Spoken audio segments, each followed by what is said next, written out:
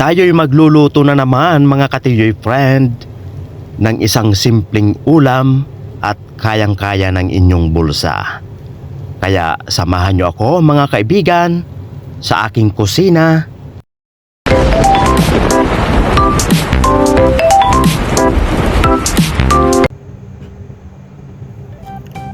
Unang gagawin lang natin mga katiyoy friend, maglalagay lang tayo ng mantika sa ating kawali at magpiprito lang tayo ng 3 pirasong itlog.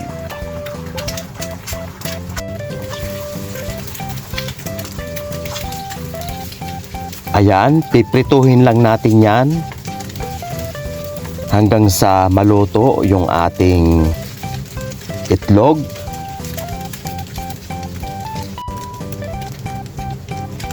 At next mga katiyoy friend, ilalagay na po natin yung ating puting sibuyas.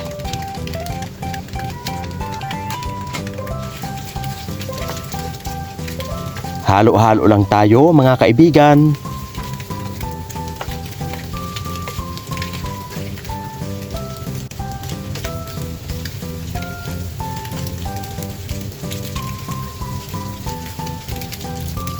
At dahil half cook na yung ating puting sibuyas, ilalagay na po natin yung ating beef loaf.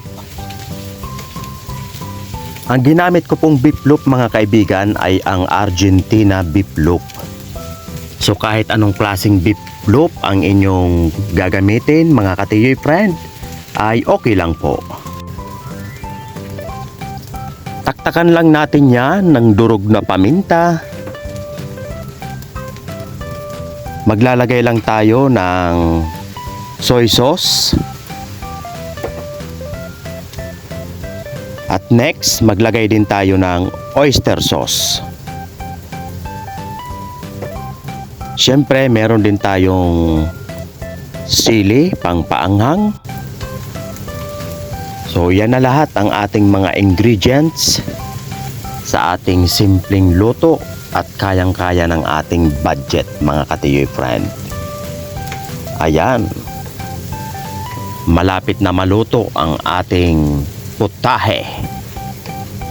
Kaya kung hindi ka pa nakakapag-subscribe, i-subscribe mo na mga katiyoy friend ang aking channel para lagi kang makaka-receive ng mga bago kong ina-upload na video.